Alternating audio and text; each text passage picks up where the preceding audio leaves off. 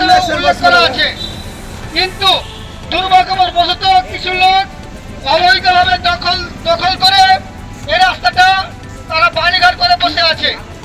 অতএব রাস্তাটা চলাচলের জন্য অনুপযোগী এবং রোড থাকা সত্ত্বেও রাস্তা থাকা সত্ত্বেও দখলে রেখে রাস্তাটা। তাই এই রাস্তাটা দীর্ঘদিন যাবৎ দখল হয়ে আছে। আমরা দীর্ঘদিন যাবৎ বিভিন্নভাবে বন্ধ হয়ে গেছি, বিভিন্ন পৌরসভায় গেছি। যে রাস্তার উপর যদি বাড়িঘর হয় তাহলে বাংলাদেশে কোনো আইন থাকলো, বাংলাদেশের জনগণের স্বাধীনতা থাকলো?